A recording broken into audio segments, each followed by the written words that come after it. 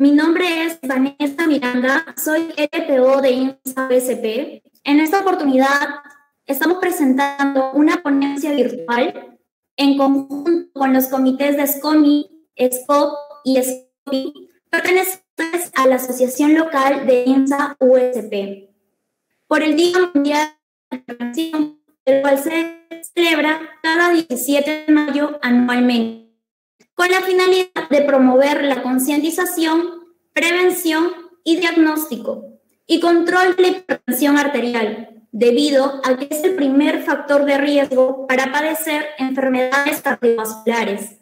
Tenemos como ponente al doctor Eduardo Landera Silva, al cual se le agradece de antemano por su participación y su apoyo. Voy a darle pase, antes de poder empezar la ponencia, al LOME para que pueda dar algunas pautas e indicaciones para llevarse de una manera correcta esta ponencia. Ricardo. Sí, buenas noches, chicos. Mi nombre es Ricardo Morales, soy el actual LOME de IFMCA UCP. Bien, para iniciar esta capacitación y hacer la entrega de su certificado, que es válido por 5 puntos de intercambio, para aquellos chicos que pertenezcan a una asociación local de IFMCA o SOCIE, es necesario que hayan completado el pretest, que ya se cerró a las 7, y el post-test, que se le estará enviando después que haya acabado la ponencia. Asimismo, si hubiese alguna pregunta sobre la ponencia, se responderá al final por el doctor. Damos la bienvenida al doctor Eduardo Landera Silva. Doctor, ¿nos puedes escuchar? Sí, Ricardo. Muy bien. Entonces... buenas noches con todos los chicos. Mi nombre es Eduardo Landera Silva, soy médico cirujano, docente de la Facultad de Medicina de la Universidad de San Pedro. Muchas gracias por la invitación a su institución y de tratar un tema tan importante como es la hipertensión arterial, ¿no? No sé, antes desearles que todos ustedes estén bien y que sus familias también estén bien debido a la coyuntura de la pandemia que estamos presentando y que cada uno de nosotros somos importantes para la prevención de esta pandemia y poder salir adelante y que tengamos las menor cantidad de bajas que se puedan tener, ¿sí? El tema de la hipertensión arterial es muy importante porque es una enfermedad, como nosotros le conocemos, una enfermedad que le llamamos un asesino silencioso. Como vamos a ver posteriormente, los porcentajes, las incidencias de hipertensión están incrementándose a nivel mundial, a nivel de Latinoamérica y a nivel de Perú también se está incrementando. Y obviamente significa de que si se incrementan estos niveles, también las complicaciones que pueden presentarse en estos pacientes también se incrementan. Y hay porcentajes altísimos de pacientes que no saben que tienen hipertensión y por lo tanto no tienen un tratamiento o un esquema terapéutico que pueda controlar esta hipertensión y así evitar las complicaciones. El desenlace es bastante sencillo, o mejor dicho, el desenlace es el esquema mental o el esquema que se produce esta enfermedad es hipertensión, complicaciones y muerte, ¿sí? Entonces, tenemos que cortar ese nexo, tenemos que cortar esos enlaces para poder evitar el desenlace a muerte y también poder evitar las complicaciones que me van a traer años de vida perdidos en esta población. Porque un paciente con enfermedad renal crónica, un paciente con retinopatía hipertensiva, un paciente con una enfermedad vasculocerebral, ¿no? Me va a traer años de vidas perdidas para esta persona, ¿sí? Entonces, tenemos que cortar esos enlaces. ¿Y cómo los cortamos? Bueno, conociendo más sobre la enfermedad, conociendo cómo podemos prevenir que lleguemos a niveles inadecuados de presión arterial, conociendo cómo podemos prevenir que se presenten las complicaciones y obviamente cómo podemos prevenir también que se presente la muerte en algunos casos de estos pacientes, ¿sí? Entonces, y vemos por decir que hay un evento o un caso. El señor Raúl es un paciente de 58 años con diagnóstico de hipertensión arterial hace 20 años. Ha estado yendo a sus controles de hipertensión en forma irregular. Primer punto, no se controla adecuadamente a pesar de saber que tiene muchos años con la enfermedad. Algunos pacientes no se controlan por tener miedo, por tener recordemos que cuanto más jóvenes somos, menos tiempo tenemos, ¿no? Entonces ahí viene el tema de la irregularidad del control. Menciona que en algunas oportunidades no toma su medicación. Nosotros hemos sido pacientes alguna vez y tomar 2 o 3 pastillas al día un tiempo prolongado es bastante complicado. Entonces también tenemos que concientizar bien a nuestros pacientes para que se dé la toma de la medicación, porque ellos pueden tomar hasta 4 medicamentos al día y es bastante complicado. Tiene una dieta irregular, consumo de sal normal. Hace aproximadamente 3 semanas se despertó y no podía mover la mitad del cuerpo del lado izquierdo. Le diagnosticaron un infarto cerebral por una tomografía del lado temporal. Ha estado hospitalizado por 5 días donde le indican aumentar su medicación. ¿Qué le dejan? Losartán de 50 miligramos cada 12 horas, anlodipino de 10 miligramos cada 24 horas, casi dosis topes, hidroclorotiazida de 12.5 miligramos cada 24, ácido acetil salicílico cada 100 miligramos cada 24 horas, atorvastatina 20 miligramos cada 24 horas y terapia física. Luego de estar postrado por 2 semanas, la familia lo lleva al hospital por presentar dificultad respiratoria con una frecuencia respiratoria de 28 por minuto, una presión oxígeno arterial de 85 milímetros de mercurio, por lo que le diagnostican una neumonía. El compromiso pulmonar se fue incrementando con el pasar de las horas, así como también se le encuentra ya una insuficiencia renal. A las horas se instala una falla multiorgánica y el paciente fallece, ¿no? Entonces, este es un caso ficticio, pero que puede pasar en cualquier momento con muchos de sus pacientes o con mucha familia que ustedes puedan tener. Entonces, acá vemos específicamente muchos errores en el tema del control, en el tema de la medicación, en el tema de la actividad física. Llegamos a un desenlace, a una complicación que es la enfermedad cerebrovascular, ¿sí? Esa enfermedad cerebrovascular me lleva a una postración. Esa postración me lleva a que yo tenga la probabilidad o factor de riesgo por estar postrado, que tenga una predisposición a los cuadros respiratorios como una neumonía, ¿no? Entonces, la neumonía se puede complicar, ¿sí? Se complica, me da un daño renal, muy aparte de que ya debe existir, probablemente ha debido existir ya un daño renal previo, o sea, la hipertensión me provoca daño renal y simplemente se agrava el cuadro renal o la patología renal. Por lo tanto, llego a una falla multiorgánica, una sepsis, un cuadro séptico, un shock séptico, y la persona fallece, ¿no? Entonces, hay que tener en consideración que si cortamos los enlaces patológicos que pueden existir entre las distintas enfermedades y que son prevenibles, perdón, y que son prevenibles, entonces disminuir el desenlace fatal y obviamente también disminuir las complicaciones que puedan ocurrir, ¿sí? La definición, primero tendríamos que ver que es un proceso donde vamos a encontrar la presión arterial por encima de los valores normales. Actualmente con las últimas guías se está considerando que la presión normal o los valores normales de la presión diastólica van entre 60 a 80 milímetros de mercurio y la presión sistólica van entre 90 a 120 milímetros de mercurio, ¿sí? Como vamos a ver las clasificaciones de la JNC o del AJA, han modificado a comparación de la séptima entrega a la octava entrega, entonces ya como que son más estrictos o más rigurosos en la clasificación de la hipertensión. Entonces nosotros hay que estar abocados a esos datos para ver si estamos controlando adecuadamente a nuestros pacientes y cuándo definir a un paciente con hipertensión arterial. Ahora, la hipertensión arterial es una enfermedad multicausal, o sea, tengo varios factores que van a jugar entre ellos como para que se puedan producir. Primero, la clasificación es una clasificación de hipertensión arterial primaria y hipertensión arterial secundaria. La hipertensión arterial primaria corresponde a la mayoría de casos de hipertensión, donde no se conoce realmente una sola patología que me pueda estar provocando la hipertensión, ¿sí? Sino que a multifactores.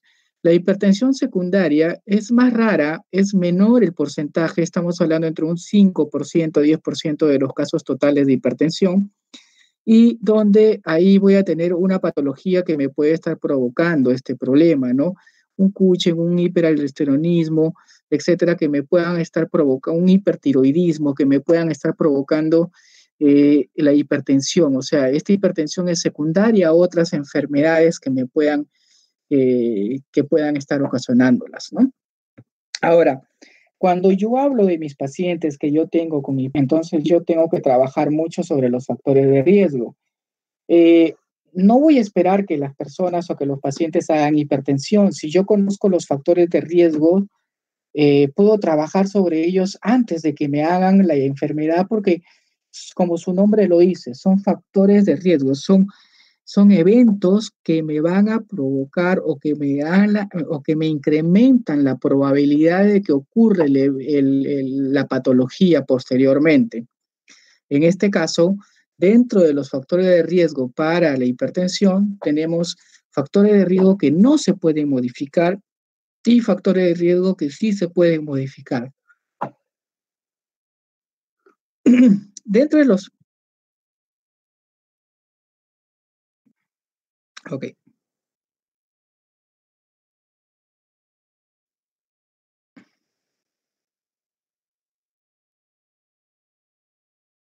Ahí está. Dentro de los no modificables, pues tenemos la edad, el tema genético, la raza, las etnias, ¿no? Entonces, la edad es algo que no voy a poder modificarlo, obviamente, porque nadie puede modificar los años que va cumpliendo o los años que van avanzando, ¿no? Entonces, yo tengo en consideración que conforme se incrementan los años, yo voy a tener mayor probabilidad de hacer hipertensión.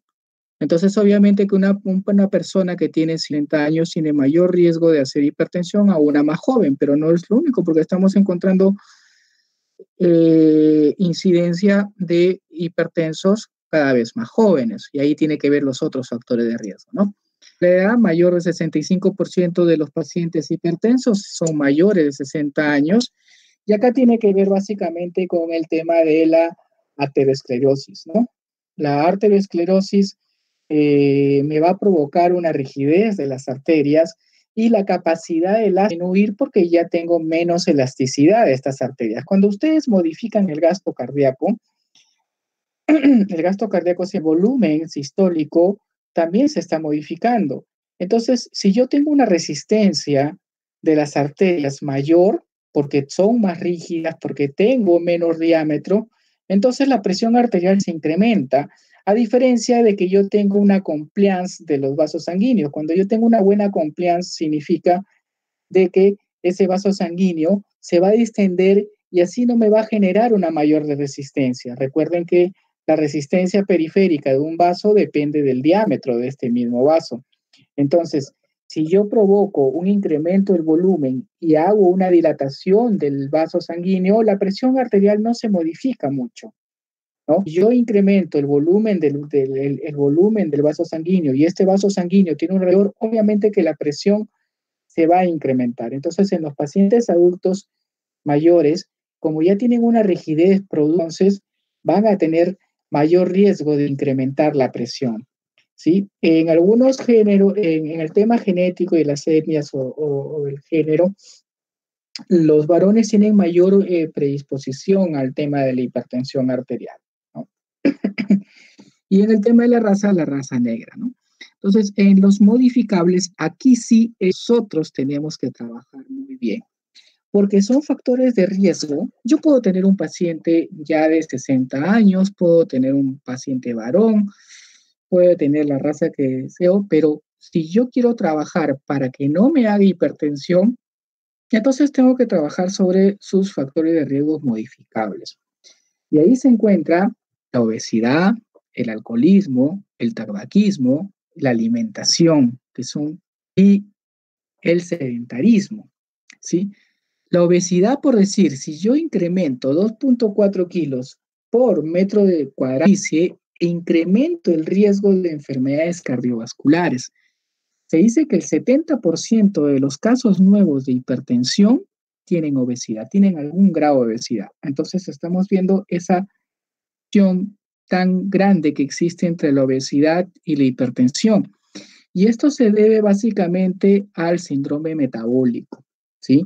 A la resistencia de la insulina, a los niveles incrementados de lípidos. Entonces, ellos tienen una modificación sobre la respuesta vascular que va a tener este paciente. El alcoholismo crónico eleva la presión sanguínea, entonces que tiene el tabaco o el cigarro, me incrementa hasta 3 veces el riesgo de enfermedad. La alimentación, que está de la mano con la obesidad, dietas altas en sal o dietas para todos. Recordemos que acá en el Perú consumimos un alto nivel de sal a comparación de otros países. Las dietas hiperglúcidas, las dietas hipergrasas, ¿sí? Entonces, todas ellas favorecen a que riesgos para ser hipertensos. Entonces, hagamos un juego mental. Preguntémonos, ¿no? Ustedes que son jóvenes, vayan a tener este problema, pero preguntémonos de repente a algún familiar cercano. Es gordito, fuma, de repente el alcoholismo no está muy presente, come la sal en forma normal, entre comillas, su dieta es de carbohidratos alta, entonces ya tenemos factores de riesgo que van a hacer que se pueda en algunos años, ¿no? Entonces, estos factores de riesgo tienen que ser, como su nombre lo dice, modificables, y nosotros tenemos la consigna de que estos factores cambien en nuestros pacientes, porque si no cambian, definitivamente la gran mayoría me va a hacer hipertensión arterial. Ahí vemos, bueno, el gráfico no se ve adecuadamente, pero estos son los factores no modificables, la edad, el sexo, el tema genético, los factores de riesgo modificables, la obesidad, la alimentación, el sedentarismo, el consumo de tabaco, el consumo de alcohol. Todos ellos hacen de que comiencen a trabajar más mis pulmones, mis riñones, mi cerebro y me llevan a un desenlace fatal como es la muerte, ¿sí? Como le mencionaba, la esencial o primaria sin causa aparente, la secundaria, feocromocitomas, Cushing, aldosteronismo primario, etc. Entonces es una clasificación para ver la causa aparente de la hipertensión. La mayoría, como les mencioné, esencial o primaria, ¿no? Entonces, recordando un poco el tema de la patogenia o cómo es que se va a producir, qué daños me puede provocar la hipertensión, recordemos un poco la parte fisiológica, ¿no? Entonces, recordamos que la presión arterial depende del gasto cardíaco y de la resistencia vascular sistémica. Quiere decir que depende de cuánto bombea mi corazón y cuánta resistencia me genera, o mejor dicho, la suma de la resistencia de todos los vasos sanguíneos, ¿sí? Si se va a presentar una vasoconstricción por diversos motivos, una descarga simpática o por alguna acción, entonces yo tengo un incremento de la resistencia vascular sistémica, con lo cual me va a incrementar la presión, ¿no? En un evento fisiológico, si ustedes reciben una noticia inadecuada o una noticia o van a sufrir un asalto, hay una descarga simpática y lo que busca su cuerpo es generar más fuerza en la sangre dentro de los vasos sanguíneos para que esa sangre circule más rápido y que vaya con más rapidez a todos los tejidos y estos tejidos puedan utilizar los nutrientes y el oxígeno para que puedan tener un metabolismo adecuado, ¿no? Esa es la razón de ser de este fenómeno de regulación que tiene su cuerpo. Entonces, ¿pero qué sucede? En la hipertensión arterial, este fenómeno es exagerado. Exagerado me puede producir daño en la estructura vascular. Y al producirme daño en la estructura vascular, va a haber liberación de algunas sustancias que me pueden provocar una alteración de la circulación a nivel de los tejidos y a nivel de las células. Entonces, a las finales, esa respuesta exagerada que se está provocando me va a causar una hipoxia hacia los tejidos y me va a causar una alteración de las células y con la consiguiente muerte de estas células y daño de la función de esos tejidos y de esos órganos, ¿no? Entonces, para ver, para ver específicamente la patogenia y la hipertensión hay que ver también los componentes del gasto cardíaco. ¿Por qué? Porque si esos componentes se modifican, también me van a modificar el tema de la presión arterial. Muchos de los tratamientos, o sea, el enfoque terapéutico o el enfoque farmacológico está orientado en modificar los componentes del gasto cardíaco y de la resistencia vascular sistémica para que me pueda dar sentido y disminuir la presión arterial. Entonces, recordemos un poco de qué está compuesto el volumen sistólico. Va a depender de cuánto se llene en el ventrículo izquierdo, de cuánta sangre llena el ventrículo izquierdo. A mayor cantidad de sangre, hay la posibilidad de mayor volumen sistólico y por lo tanto mayor gasto cardíaco. Como les estaba explicando, en condiciones normales, el vaso sanguíneo, ¿qué hace? Yo puedo tener más volumen de sangre que está llegando porque estoy haciendo ejercicio. El volumen sistólico es mayor, por lo tanto mi gasto cardíaco se puede incrementar, pero mi vaso sanguíneo de resistencia para que vaya mayor flujo de sangre y no se eleve tanto la presión arterial, ¿sí? Entonces, pero en algunos casos, como les manifesté, puede ocurrir que este vaso sanguíneo no haga esa relajación y lo que haga era más bien un incremento de la resistencia y al incrementarme la resistencia me incrementa la presión arterial por encima de los valores normales, ¿sí? Entonces, otra de las cosas que va a depender cuánta sangre saques del ventrículo izquierdo es la contractibilidad. Y eso va a depender del estado de la fibra del músculo cardíaco. Y va a depender de la fuerza contráctil que nosotros le llamamos. Otra de las cosas es la resistencia a la eyección. ¿Cuánta resistencia me ejerce la válvula aórtica? ¿No? ¿Cómo es la resistencia que me está ejerciendo la válvula aórtica? De repente por ahí podemos tener una estenosis o podemos tener una alteración de la válvula y eso me incrementa la resistencia y también me puede incrementar el gasto, ¿sí? La frecuencia cardíaca va a depender de su sistema de conducción, también puede depender del sistema nervioso autónomo, puede modificarme, ¿sí? Estamos hablando de precarga, el inotropismo y la poscarga, ¿no? Entonces, si yo quiero mi gasto cardíaco porque soy hipertenso, no me conviene tener un llenado ventricular alto, no me conviene tener tanta fuerza contraria y no me conviene tener una frecuencia cardíaca alta. Entonces, muchos de los medicamentos en la hipertensión trabajan en disminuir el llenado ventricular, ¿sí? ¿Y quiénes son los principales que trabajan en la disminución del llenado ventricular? Los diuréticos, ¿sí? Hay medicamentos que trabajan en disminuir el inotropismo, beta bloqueadores, ¿sí? Entonces, así cada uno va a tratar de trabajar, cada medicamento trabajar en alguno de los componentes del gasto cardíaco, ¿no? Para tratar de bajar ese gasto cardíaco y así también conseguir bajar la presión arterial.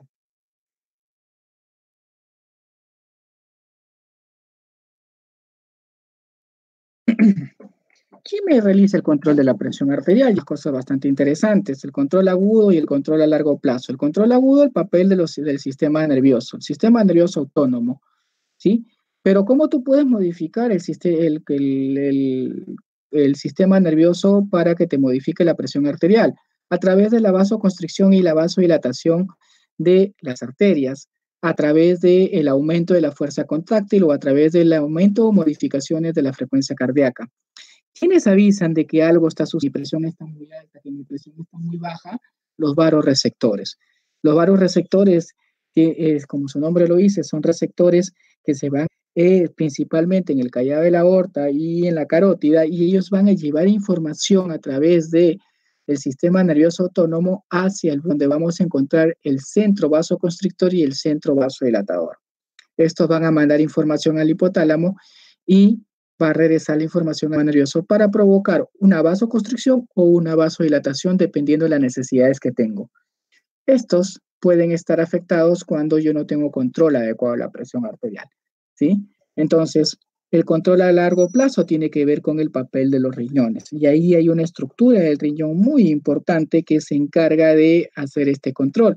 Y ahí tenemos al aparato yuxtaglomerular, ¿no? La mácula densa, el tema de la arteriola aferente y las células yuxtaglomerulares, y tiene que ver con el sistema renina-angiotensina. Es por eso que pacientes que hacen daño renal no me controlan adecuadamente la presión. La presión comienza a dispararse y es bastante refractaria esa hipertensión. Usamos 2, 3, hasta 4 medicamentos y a veces no podemos controlar adecuadamente, ¿sí? El diagnóstico. ¿Cómo yo puedo diagnosticar algo tan sencillo, ¿no? Que parece tan sencillo diagnosticar la hipertensión arterial, pero no es tanto así. Normalmente las guías de la JNC o LAJA consideran 2 tomas de presión arterial por encima de los valores normales en 2 días distintos o en 2 tomas distintas para realizar el diagnóstico. La norma en el Perú, por decir en Salud, considera 3 tomas de niveles de presión por encima de lo normal en 3 tomas distintas.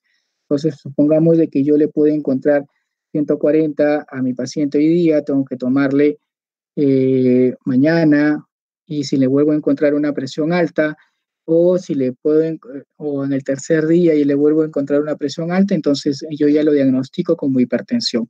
Recuerden una cosa, cuando yo soy hipertenso, al inicio terapéutico, al inicio del tratamiento farmacológico, yo debo identificar adecuadamente los fármacos que va a tomar mi paciente. Y este tratamiento es de por vida. Por eso es de que debemos diagnosticar en forma adecuada la hipertensión arterial, ¿sí? Entonces, los objetivos del diagnóstico, confirmar obviamente el diagnóstico, evaluar el riesgo cardiovascular y evaluar si existe hipertensión secundaria. Cuando nosotros tenemos un paciente con hipertensión recién diagnosticado, estamos en la obligación de hacerle un paquete de exámenes para poder determinar si no estamos frente a una hipertensión secundaria, ¿sí? Tenemos que hacer la evaluación renal, tenemos que hacer de la evaluación hepática, tenemos que tomarle algunas pruebas hormonales para poder determinar si no estamos frente a una hipertensión secundaria. Otra de las cosas muy importantes que se deben hacer es la evaluación del riesgo cardiovascular. Como lo vamos a ver en un momento más, el riesgo cardiovascular me mide la probabilidad de que en 10 años, pues, ¿cuánto es el porcentaje de probabilidad que en 10 años ustedes o su paciente les haga un evento cardiovascular? Llámese evento cardiovascular, infarto cerebral, hemorragias cerebrales, infarto de miocardio. Entonces, ¿qué probabilidades que tengo que mi paciente en 10 años me vaya a hacer ese riesgo? ¿Sí? Entonces, por eso es importante poder calcular ese riesgo cardiovascular. Y ese riesgo cardiovascular yo debo hacerlo periódicamente. En mi institución, en Salud, por decir, se les hace el riesgo cardiovascular obligatoriamente cada año, ¿no? Y en el riesgo cardiovascular con exámenes de laboratorio, patologías con coadyuvantes, comienzo a buscar factores de riesgo, ¿no? Si yo tengo un paciente diabético que su presión está alta, que tiene lípidos altos, ¿sí? Que tiene antecedentes familiares de cardiopatías, entonces su riesgo va a ser más alto. Quiere decir que en los próximos 10 años la probabilidad de que me haga un evento cardiovascular es altísima. Por suerte, ahora ya hay calculadoras y me pueden medir específicamente cuánto es el riesgo cardiovascular. La JNS8 se diferencia de la 7 porque en la 7 mencionaba un estado prehipertenso. Acá ya no, ya. ¿Sí? Entonces la presión normal es menor de 120 y menor de 80, la diastólica. Ellos recomiendan de que de todas maneras con todos nuestros pacientes nosotros tener una educación, darle educación adecuada sobre los estilos de vida saludables. ¿Sí? Ya ellos consideran, esto antes era prehipertenso, ¿sí? Entonces, ya ellos consideran, la prehipertensión era hasta acá antes, era hasta 130, 139. Entonces, nosotros teníamos este dato y eran 100, ya eran prehipertensos. La hipertensión grado 1 era de 140 a 159 y la hipertensión grado 2 era de 160 para adelante.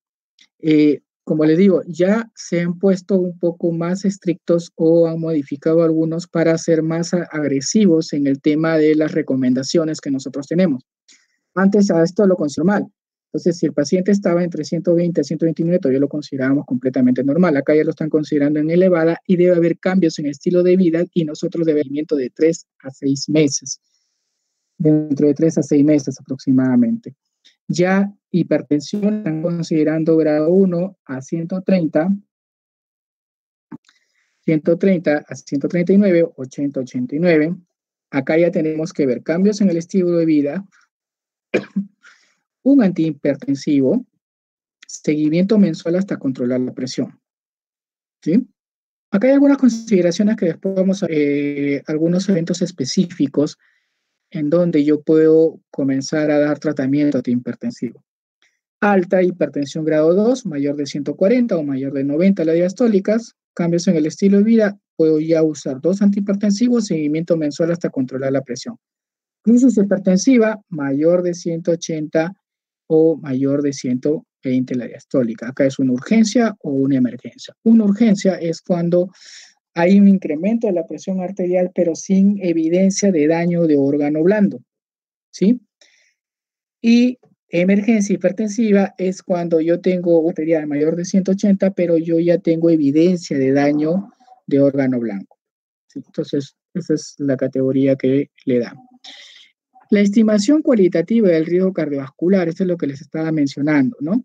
Entonces, por decir, yo no tengo factores de riesgo y mi presión está dentro de 120 a 129, entonces riesgo bajo normal, ¿sí? Pero si yo no tengo factores de riesgo y mi presión ya se va elevando, entonces tengo un riesgo bajo. Si mi presión es más alta, tengo un riesgo moderado. Si mi presión es más alta, tengo un riesgo. Pero fíjense cómo, a pesar de yo mantener presiones elevadas, pero si tengo más de 3 factores de riesgo o sufro de diabetes mellitus, mi riesgo cardiovascular es alto. Entonces, acá ya no es simplemente esperar el tema de la toma de presión, ¿sí? Sino también jugar con los factores de riesgo, porque si yo tengo mi presión normal, prácticamente, y tengo factores de riesgo, entonces yo ya debo tener un enfoque un poco más agresivo, ¿no? A comparación de que no tenga factores de riesgo. Yo puedo estar acá y puedo mantenerme en este grupo verde, pero si yo tengo la misma presión, pero ya con otros factores de riesgo, entonces yo ya cambio la orientación del enfoque terapéutico. Entonces, por eso es muy importante el tema del riesgo cardiovascular y las recomendaciones que nos dan sobre riesgo cardiovascular nos dicen, pues, ya que en riesgos cardiovasculares altos debemos empezar con un tratamiento farmacológico, ¿sí? Esta es una plantilla para el cálculo de riesgo cardiovascular. Ya esto es un software que nosotros simplemente comenzamos a vaciar los datos, ¿no? ¿Cuántos años tiene? Colesterol, ¿cuánto es? su presión arterial sistólica, diastólica, si es fumador, si tiene diabetes, ¿no? Entonces, ¿qué sexo tiene? Entonces, acá me vota, ¿no? Riesgo de eventos cardiovasculares a 10 años, 3%. Su presión está normal, su colesterol está normal, no es diabético, no fuma, entonces tiene un riesgo bajo. Pero si estos resultados comienzan a cambiar, entonces acá ya comienza a ver, ¿no? Riesgo 30%. Entonces, ese paciente, si no cambiamos los factores de riesgo, este paciente en hasta menos de 10 años me va a hacer un evento cardiovascular, me va a hacer un infarto de miocardio, me va a hacer una enfermedad cerebrovascular, etc. Si nos hace un infarto de miocardio, puede morir.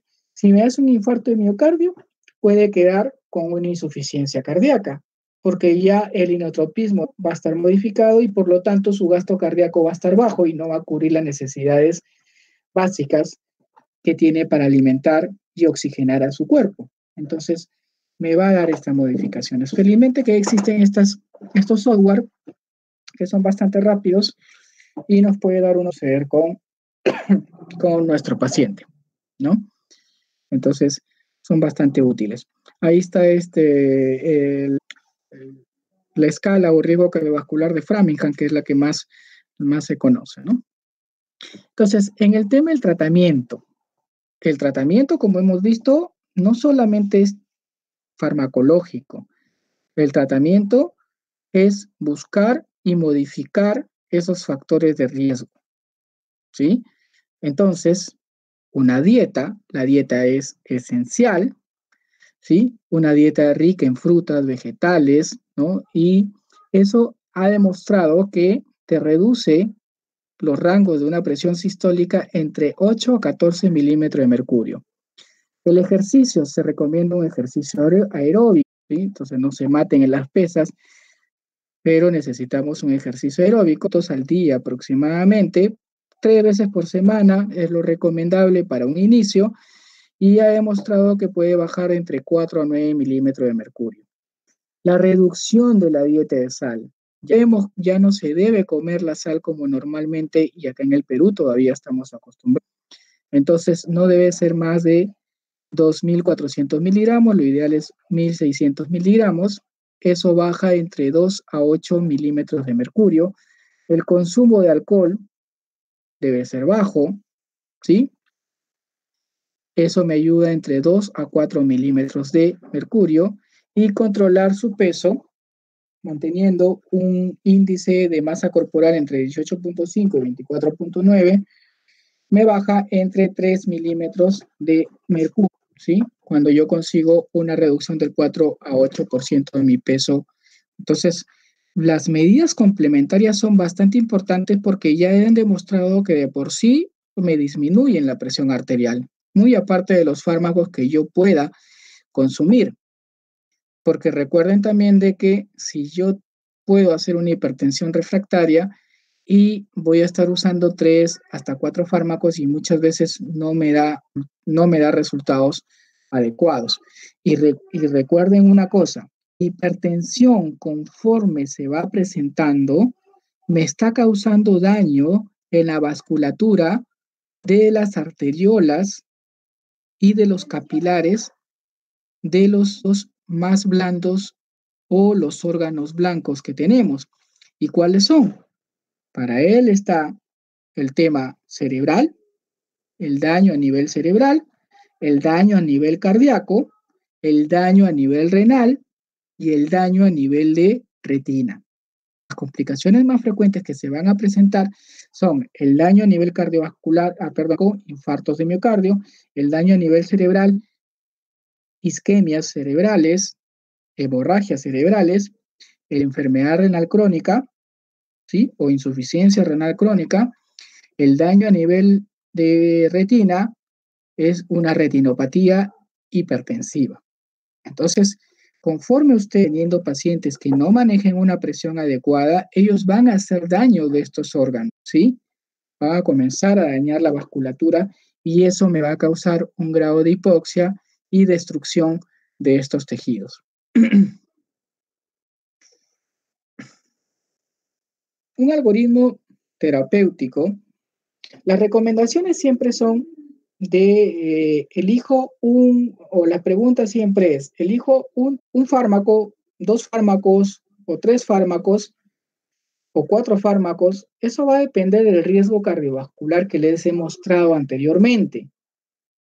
Ya no depende solamente de cuánto de presión tengo, sino también del riesgo cardiovascular que tengo.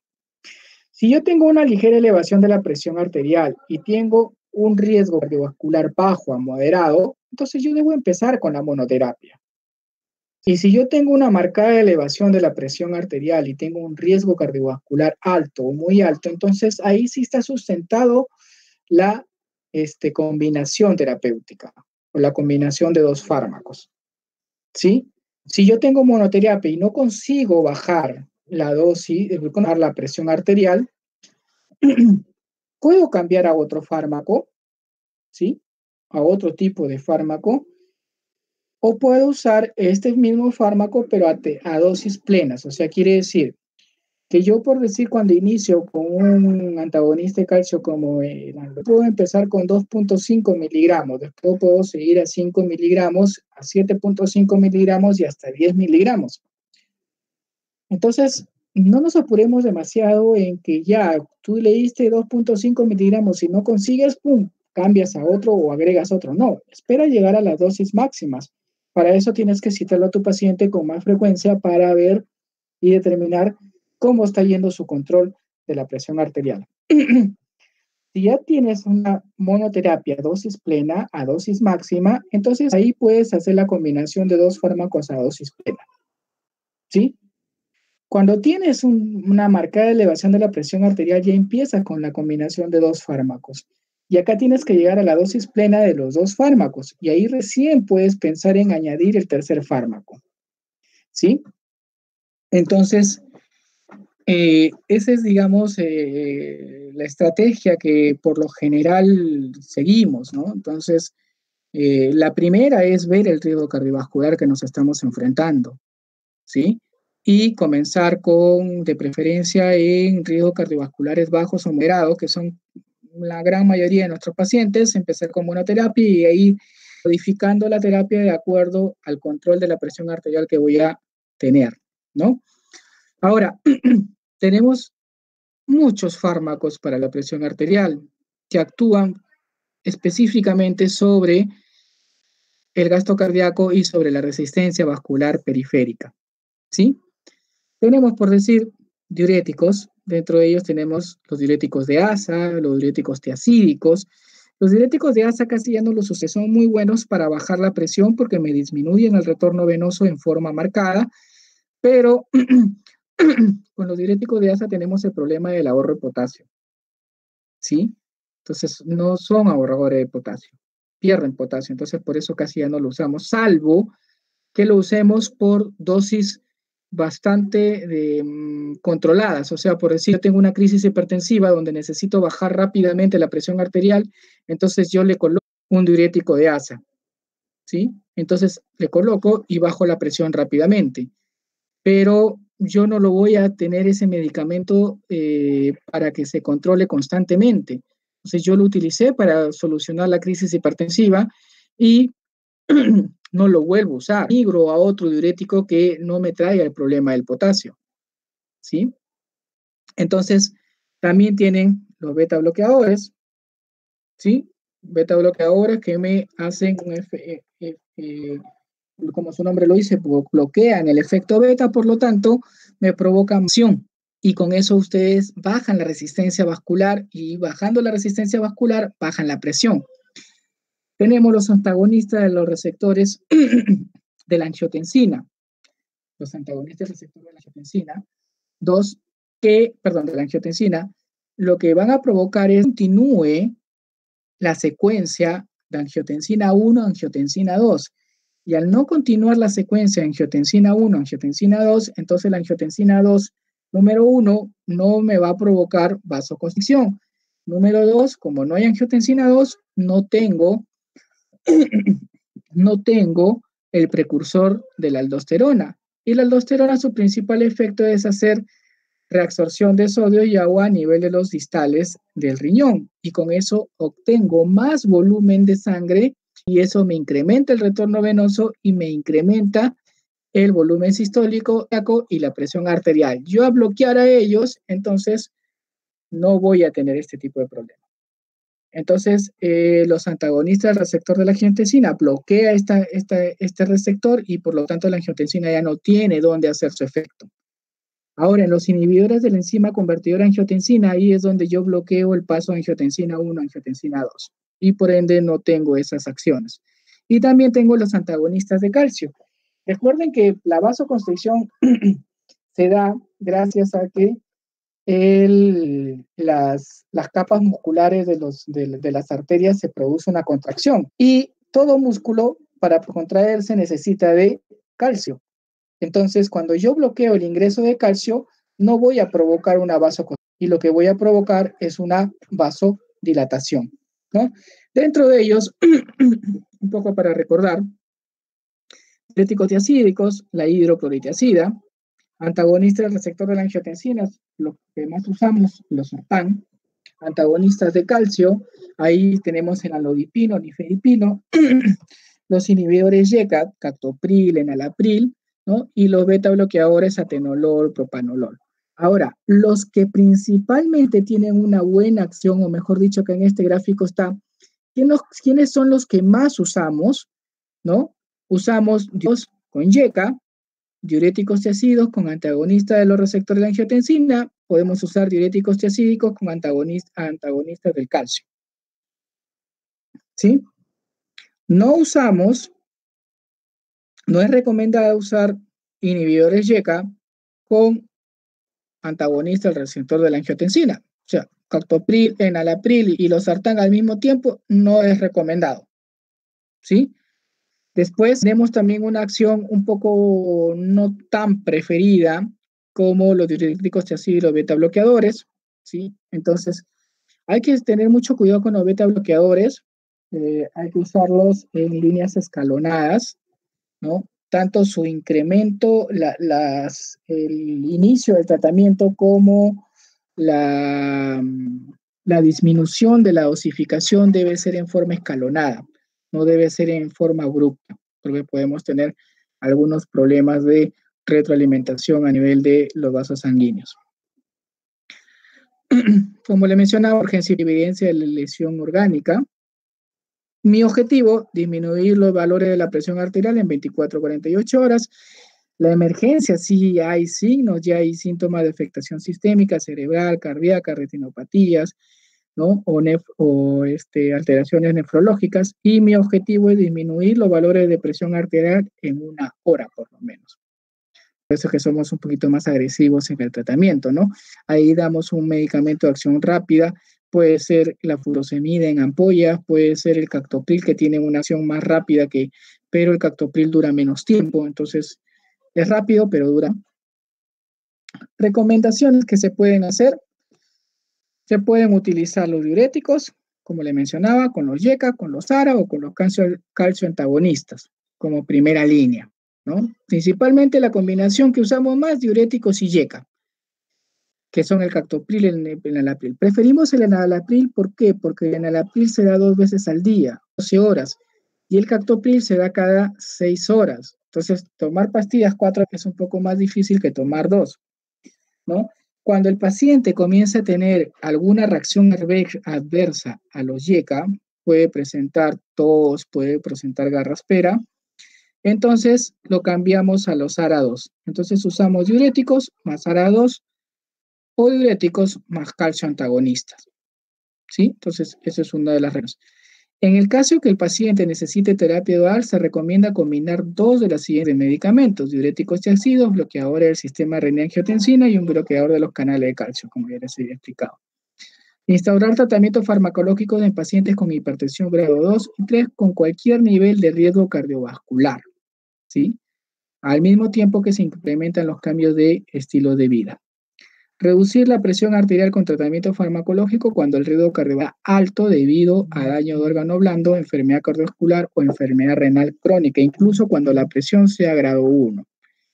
Indicar tratamiento farmacológico antihipertensivo para pacientes con hipertensión grado 1 con riesgo cardiovascular de daño órgano blanco cuando la tensión arterial se mantiene elevada a pesar de los cambios de práctica de vida durante 3 a 6 meses. Si tienes una hipertensión, tienes un riesgo cardiovascular bajo, pero le indicas al paciente que haga cambios de estilo de vida y su presión sigue estando en estadio grado 1, entonces yo ya debo dar un tratamiento farmacológico. Los adultos mayores hipertensos se recomienda el tratamiento farmacológico cuando los 60. Se recomienda tratamiento farmacológico antihipertensivo y cambios en la práctica de vida en adultos mayores si la presión tiene 5 y cuando ésta sea bien tolerada.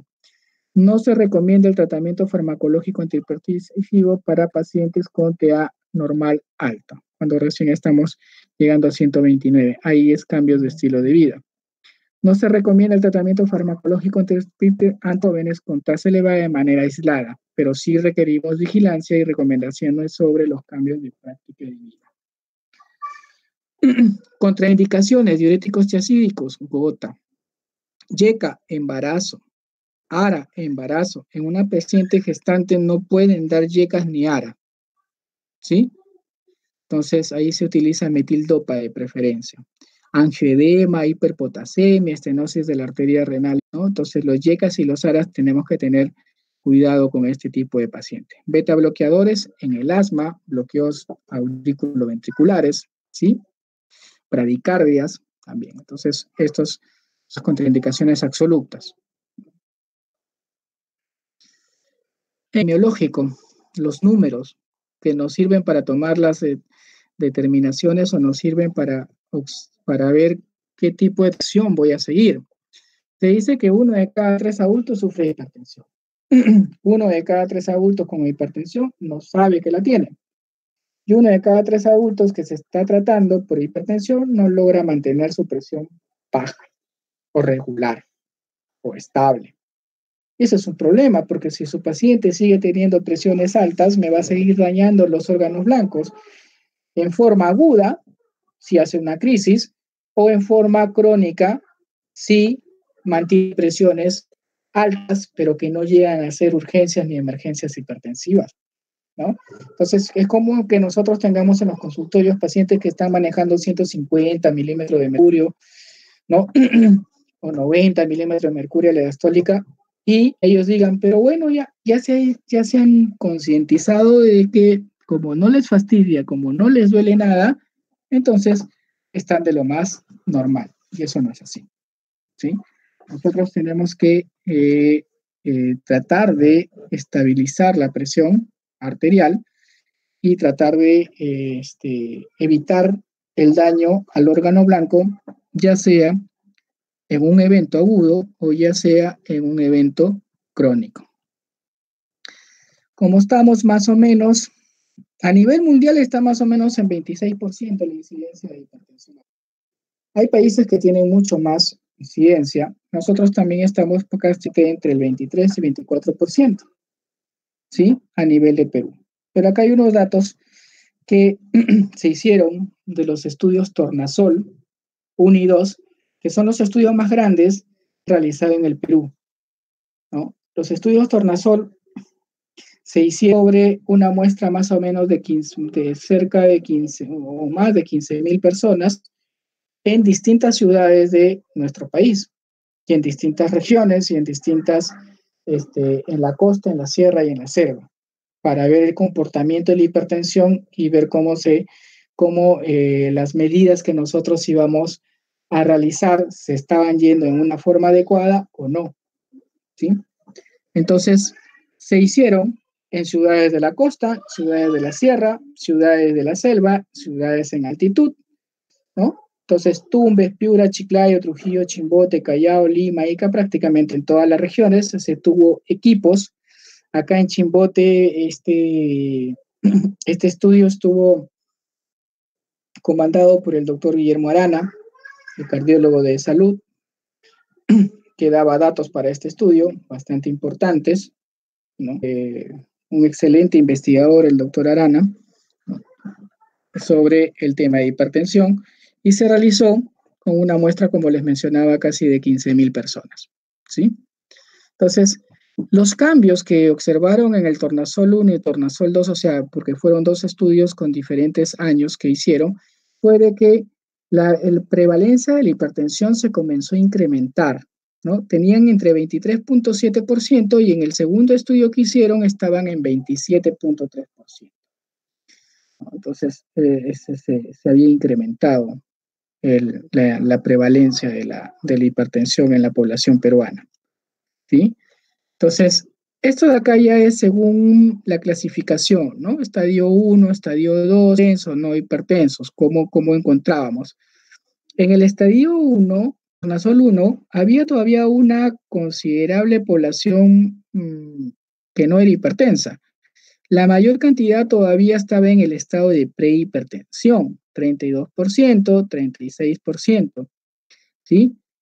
Después continuaba por el estadio 1 y posteriormente por el estadio 2, ¿sí? Pero este dato que nos da, que nos orienta, que todavía podemos, porque según los CUNEC y las recomendaciones que nos dan, es que estos pacientes, la mayoría de ellos, se puede tratar con edad.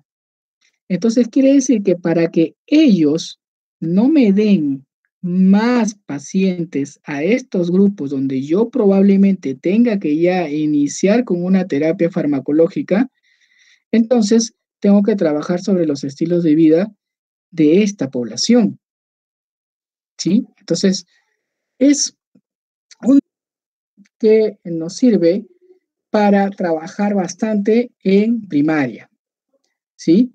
Porque si atención primaria trabaja en forma adecuada, entonces los niveles de hipertensión estadio 1 y estadio 2 no van a ir creciendo, porque yo fácilmente puedo comenzar a bajar esto, ¿no? Puedo comenzar a bajar, incrementar acá, ya no dejo que de ellos se vayan acá, sino que de ellos se dirijan hacia los estados no hipertensivos. Entonces eso nos da una buena información de dónde se tiene que trabajar para disminuir ese porcentaje, ¿sí? ¿Qué quiere decir? O sea, y los dices 23%, 24%, no. Quiere decir que de ustedes, de 4 alumnos que están sentados ahí en su computadora en este momento, uno de ustedes va a hacer hipertensión en el futuro, ¿no? Estamos hablando del 27% casi. Más de uno de ustedes va a hacer hipertensión en el futuro. O de 10 personas que yo personas que veo en la calle, una es hipertensa, ¿no? Entonces, son datos que nos llaman la atención. La prevalencia de acuerdo a las ciudades del Perú. La costa comanda, si se dan cuenta en amarillo, la mayoría de ciudades costeñas están por encima del 25%, salvo Hilo, ¿no? Que está por debajo del 25%. De la sierra sí bajan un poco, ¿no? Bajan un poco en su consideración, pero fíjense nosotros, Chimbote, casi al 35%,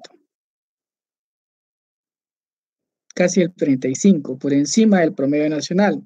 Bueno, no me llama la atención porque si vemos los datos de COVID, también estamos por encima de la tasa de letalidad y la tasa de contagio está por encima del promedio nacional, ¿no? Estamos entre el 8% más o menos de tasa de letalidad, ¿no? Y la tasa de contagio también está por encima casi de 18%, 20%, si no me equivoco, en los últimos reportes. Entonces, ahora, acá hay un dato. Uno de los factores de riesgo era el consumo de sal. Y recordemos que ciudades como el Callao, como Chimbote, como Piura, como Chiclayo, como Trujillo, tienen un alto consumo de sal. Somos ciudades costeñas, muchas de ellas son porteñas, entonces donde el consumo de pescado, sal, está muy arraigado. Entonces, nosotros en estas ciudades podemos consumo alto de sal y si la sal es un factor de riesgo para hacer hipertensión, entonces podríamos explicar el por qué motivo tenemos prevalencia altas en estas ciudades. Vemos acá costa sierra, selva. Tornasol 2, que es el último, 31% en la costa, promedio 23 en la sierra, 26 en la selva. Eso nos orienta un poco también que el tema de la alimentación es primordial para el tema del control de la hipertensión. ¿Sí? Distribución de si es sistólica, si es diastólica o si es de ambas. ¿Sí? Si es sistólica y diastólica, estamos en el 25% casi. Hipertensión sistólica sola, 20%. E hipertensión diastólica, el 53%, hipertensión sistólica, el 20%, y la hipertensión de ambas es 25%.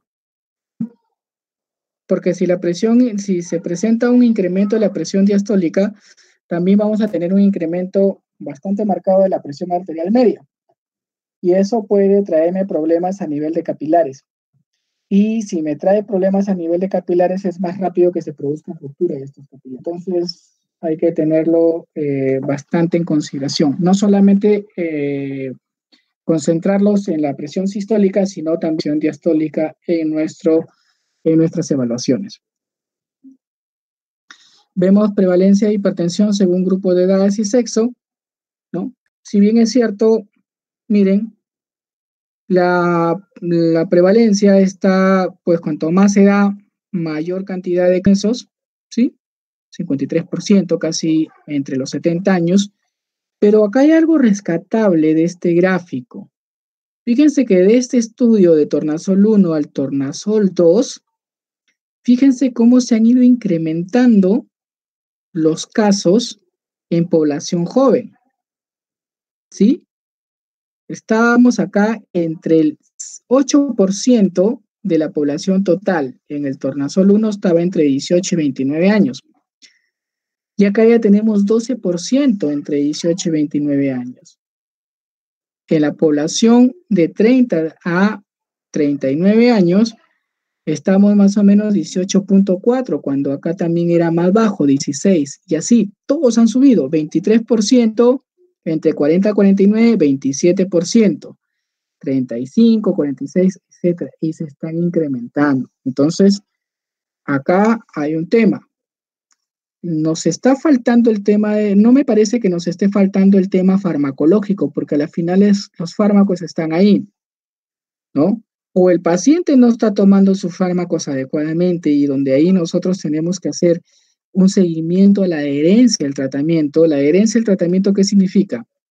¿Cuánta adherencia tiene mi paciente a sus medicamentos, a sus fármacos? ¿Cuánto es que él sí cumple recomendaciones? ¿Cuánto es que toma sus medicamentos al horario que corresponde y todos los días? Entonces tendríamos que ver si esa adherencia se está cumpliendo. O de repente nos estamos encargando de darle el tratamiento y no hacemos ese seguimiento, y cuando vamos a visitarlo, tiene bolsas y bolsas y bolsas de pastillas amontonadas en su dormitorio. Entonces tenemos que ver la adherencia. Otra cosa es trabajar sobre los factores de riesgo y los estilos de vida saludable. Entonces, la atención primaria tiene mucho trabajo que hacer para conseguir que esos niveles bajen y bajar esas estadísticas. No se olviden que si esto se incrementa, las complicaciones también se incrementan, y hemos visto que muchas veces los desenlaces son fatales o hay pérdida de años vida, como se dice. ¿Sí? Población de hipertensos según el conocimiento de su afección, tratamiento y control. Vamos acá. Conocimiento de hipertensión. El 48% sabe que son hipertensos y el 51% no lo sabe. La población que está recibiendo el tratamiento no sabe que es hipertenso. ¿Sí? Tratamiento de hipertensión. Tratamiento médico. ¿Sí? Tratamiento dietético. Fíjense cuán poquito hacemos tratamiento dietético. Es más, se ha reducido más el tema del tratamiento dietético, ¿no? Ambos tratamientos, y el tema de que no tienen tratamiento. Ahora, en el control, fíjense, el 52%, o sea, de los pacientes hipertensos que llevan su control, que toman sus medicamentos, ¿sí? El 52% su presión está dentro de lo normal. El 10% su presión está no compensada. Quiere decir que de todos mis pacientes hipertensos, la mitad tiene su y la otra mitad no la tiene.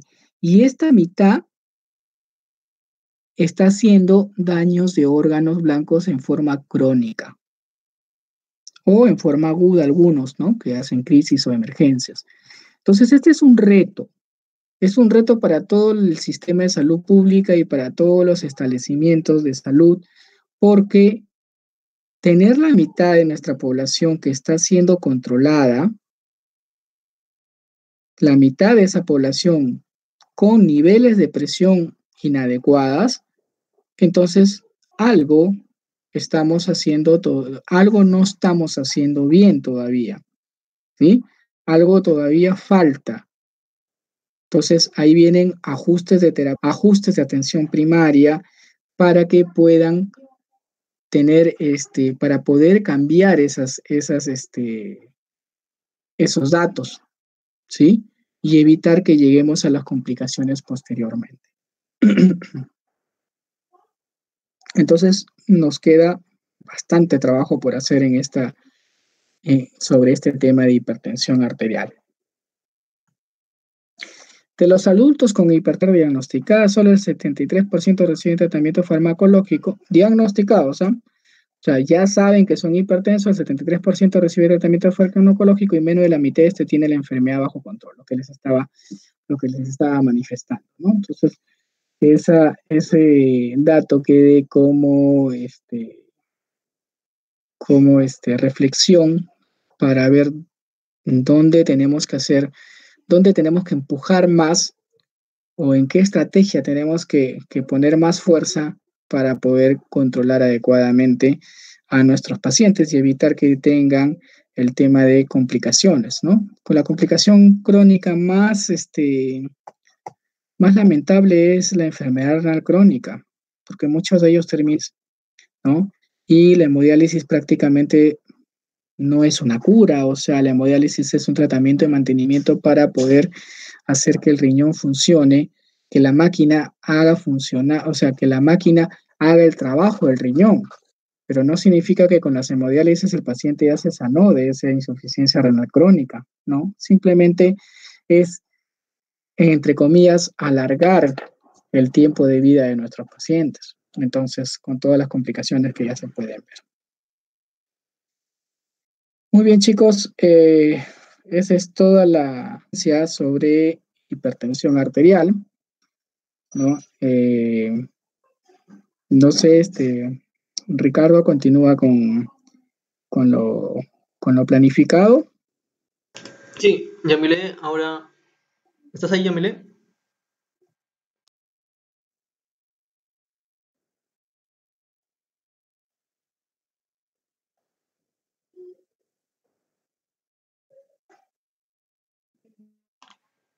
Yamile. Doctor, disculpe. Hay una pregunta. Dice, ¿para que se desarrolle la vasculopatía periférica en pacientes hipertensos, tiene que pasar algún periodo para que se desarrolle?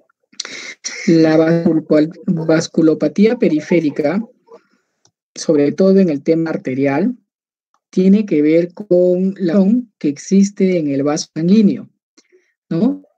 Y para que se produzca la obstrucción en el vaso sanguíneo, la principal causa de obstrucción es la aterosclerosis, que es distinta a la arteriosclerosis.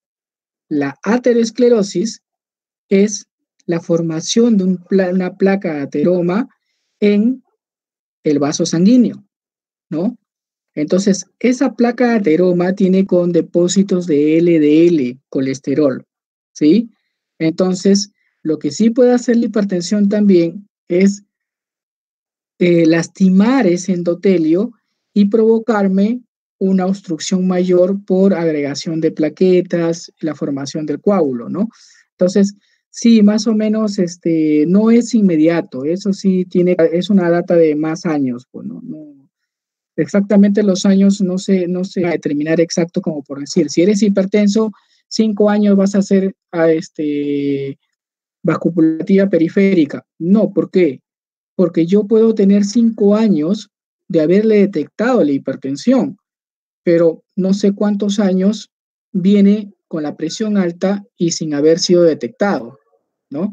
Pero sí la explicación del por qué se produce la vasculopatía periférica, sí, eso sí está bien descrito, que es producto de las placas de ateroma y la lesión del endotelio, producto de la hipertensión.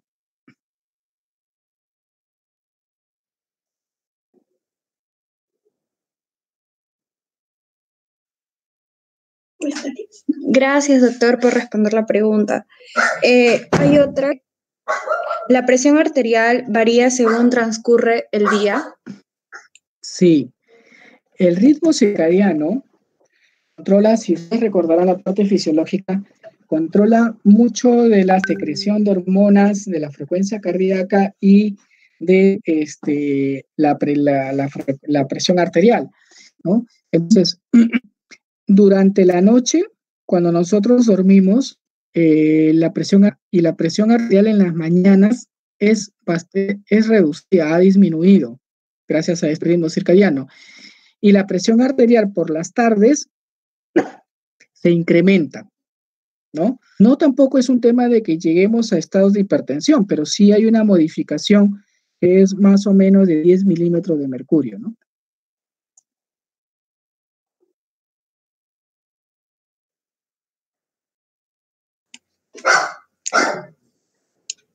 Hay otra que dice, ¿hay medicamentos antihipertensivos que estén contraindicados en pacientes jóvenes sin comorbilidades? A ver, hay contraindicaciones absolutas como las que les he mencionado, y hay medicamentos y hay reacciones adversas, ¿sí? O sea, hay reacciones adversas en cualquier paciente. Por decir, los ARA2 me pueden provocar gastropatías, problemas estomacales, epigastralgias, hasta cuadros de gastritis. Los YECA, garraspera, tos. Entonces, esos son eventos adversos. Los eventos adversos se pueden producir en cualquier persona y a cualquier edad. Eso ya depende del paciente. Pero contraindicaciones absolutas en pacientes jóvenes que no tienen ninguna comorbilidad, o sea, si yo tengo un paciente, como hemos visto, que hay pacientes cada vez más jóvenes hipertensos, entonces yo puedo usar antihipertensivos, antihipertensivos en este tipo de pacientes. Obviamente con las recomendaciones de las primeras líneas de acción, que son diuréticos y YECAs o ARAs, ¿no? Entonces, si mi paciente es hipertenso, yo ya hice las recomendaciones, como por decir, es hipertenso grado 1, ya le dije que tiene que bajar de peso, que tiene que hacer ejercicios, que tiene que comer en forma más saludable, etcétera, etcétera, y él, a pesar de hacer las medidas, supongamos tiene 25 años, 30 años, y a pesar de mi presión en los controles de 3 a 6 meses continúa alta, yo ya debo iniciar un tratamiento farmacológico. Y como les menciono, los primeros en utilizarse son los diuréticos y los YECA o los ARA, ¿no? que son los de primera línea. Gracias, doctor. Hay otra pregunta más. ¿Qué relación hay entre las personas que toman YECAs y el COVID-19? ¿Existe algún riesgo? Lo que sucede es de que el COVID-19 tenía el virus, su proteína se unía al receptor de angiotensina, ¿no? Se une a ese receptor el coronavirus, ¿no? El coronavirus se une a ese receptor. Se comenzó a plantear de que este receptor, en los pacientes que tomaban medicamentos con los YECA, ¿no? O los ARA, se comenzó a plantear de que estos pacientes tenían más receptores de lo que normalmente tiene una persona que no consume estos medicamentos. Entonces había la posibilidad, se decía, de que como tenían más receptores, entonces el coronavirus tenía más facilidad de acoplarse. Pero salieron otros estudios y hasta las mismas sociedades de cardiología de Europa, que fueron los que, digamos, han estado enfrentando por mucho más tiempo el tema del coronavirus, ¿no? A comparación de nosotros, salieron y manifestaron de que los estudios que se habían realizado bajo esta premisa eran bastante pequeños y que no eran concluyentes. Tanto, mientras que no exista ningún estudio concluyente, no había una relación entre los pacientes que tomaban YECA o ARA2 con que tengan más probabilidad de que tengan la enfermedad del COVID, ¿no? El COVID-19. Entonces, eso se ha descartado y por eso estas sociedades de cardiología recomendaban de que no debemos suspender el tratamiento antihipertensivo de YECAs ni de ARA2.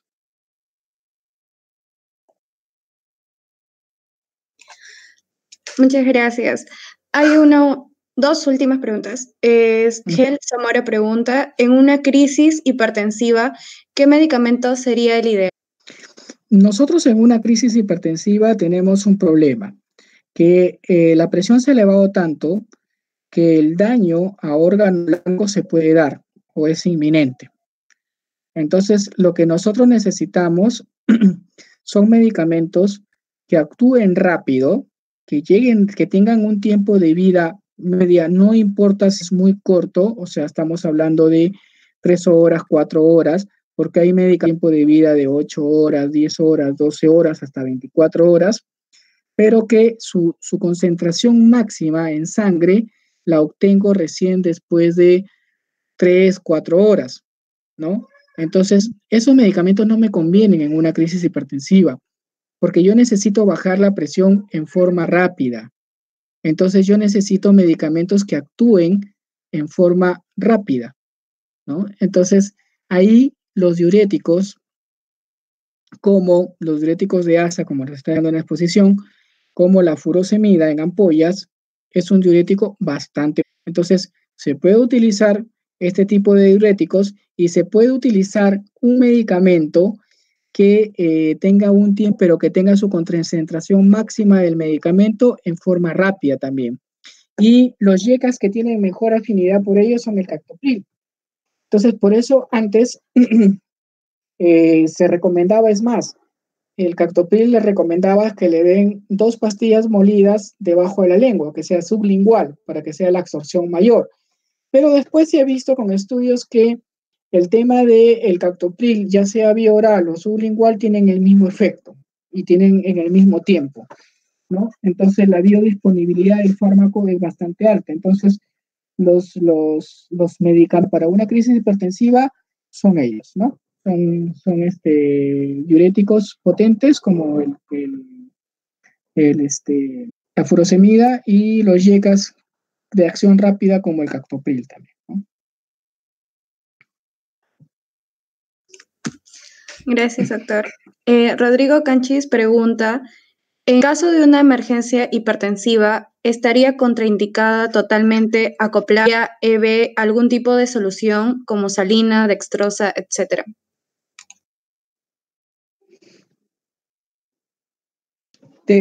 Si queremos hacerlo como un vehículo, o sea, mejor dicho, como un vehículo para infusión de algún medicamento, está indicado que está viendo venoso, pero no para reponer líquido, ¿no? O sea, ¿por qué?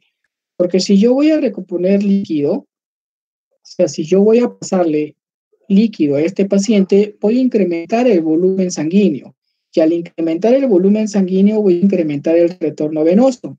Y al incrementar el retorno venoso, aumento el volumen sistólico y voy a producir que mi corazón trabaje más.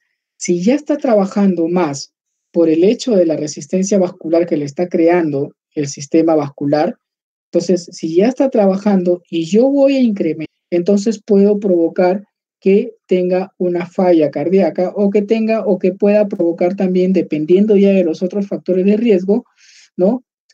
Si tiene dislipidemia, si tiene colesterol alto, todo eso, tiene placa de ateromas, también puedo provocar de que se produzca ese miocardio, ¿no? Entonces, pasar una vía endovenosa o ponerle una vía endovenosa solamente como transporte del uso de medicamentos endovenosos, ¿sí? Pero no para reposición de volumen, porque mi problema no es una reposición de volumen, mi paciente no ha perdido volumen, entonces no es necesario ponerles vías endovenosas para reposición de volúmenes, sino que hay medicamentos que yo necesito para colocarle por vía endovenosa y ahí sí puedo permeabilizar, ¿no? No voy a estar buscando vías constantemente para ponerle 1, 2 o 3 medicamentos, una vía endovenosa y por ahí le voy colocando. Bien, doctor, creo que esa era la última pregunta. Muchas gracias por esta interesante ponencia y esperamos que pueda participar en una próxima charla. Y gracias más que todo por el tiempo que nos ha brindado. No, gracias a ustedes, chicos, espero que les haya servido. Ustedes saben de que siempre estoy coordinando, obviamente, con anticipación para incrementar sus conocimientos y orientar un poco, porque el conocimiento lo adquieren y lo van construyendo. Entonces, pero orientarlos un poco sobre algunas pautas, sobre algunas enfermedades que estamos viendo. Muchas gracias a ustedes, cuídense. Igualmente. Hasta luego, doctor. Chicos, minutos para que pongan en el chat su nombre, su DNI y su asociación local, por favor. Y esperen un momento antes de que enviemos el post-test. Bien, empiezan a correr.